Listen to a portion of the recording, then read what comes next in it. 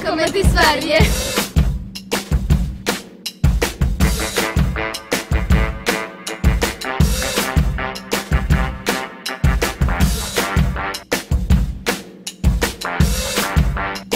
Alors aujourd'hui, c'est le top départ du concours qui est commencé maintenant depuis 3/4 d'heure. Les qualités d'un compétiteur sur un concours international, il faut être prêt psychologiquement, physiquement, techniquement. Il a beaucoup travaillé, il s'est beaucoup entraîné et maintenant c'est le jour J et il faut être mobilisé complètement, très concentré et surtout pas paniquer, quoi. Je suis son coach et je suis là pour le conseiller au niveau stratégique, l'orienter et surtout le rassurer lorsqu'il se pose des questions.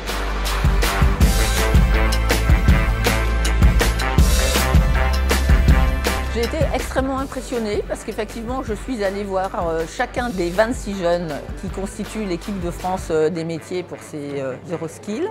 Et j'ai été très impressionnée par à la fois leur concentration très forte sur la tâche et sur ce qu'ils étaient en train de faire, malgré le bruit, l'environnement. Ils étaient extrêmement concentrés. Et le deuxième élément qui m'a impressionnée, c'est la maîtrise du geste professionnel et la maîtrise, y compris quelquefois à la fois la précision, la rapidité d'exécution.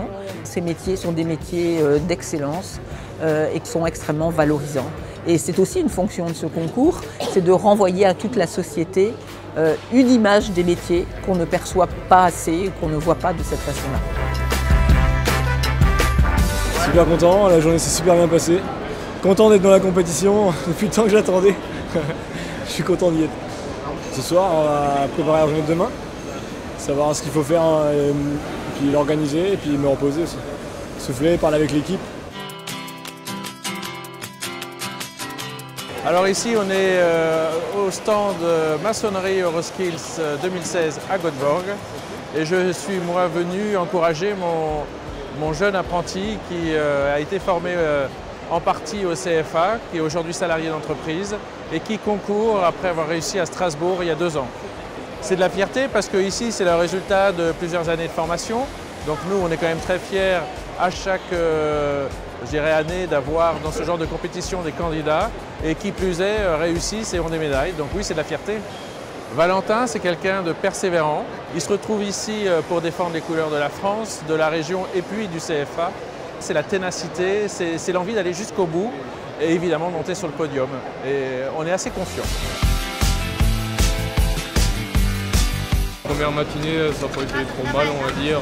Le temps de se mettre dedans, tout ça, toujours le stress du premier jour, c'est le pire. Après, on est lancé, donc ça part, mais on manque toujours de temps dans ces concours-là. On aimerait toujours en avoir plus, donc on n'est jamais satisfait à 100%. Bah, la maçonnerie, on sait ce que c'est. La réputation de la maçonnerie, on n'est pas au millimètre, ça va aller, il y a de l'enduit ou quoi que ce soit. Comme les anciens maçons, c'est à l'arrache, allez, vas-y. Alors que là, on prouve un peu le contraire. C'est pour ça que j'aime bien faire ce concours, c'est qu'on montre au public que même dans la maçonnerie, on peut faire des trucs qui sortent de l'ordinaire et qui demandent vachement de précision.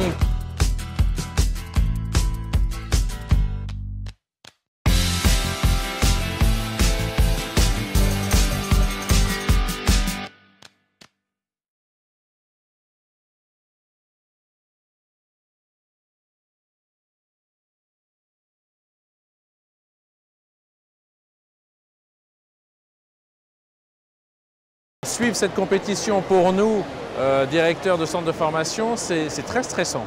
Parce qu'on est aussi complètement dedans. Alors on est avant tout supporters, on est aussi messager parce qu'on est en lien direct avec tous nos salariés dans les CFA, avec nos maîtres d'apprentissage, à qui on transmet les informations, je dirais presque chaque heure. Donc on est et supporters et messagers de ce qui peut se passer ici.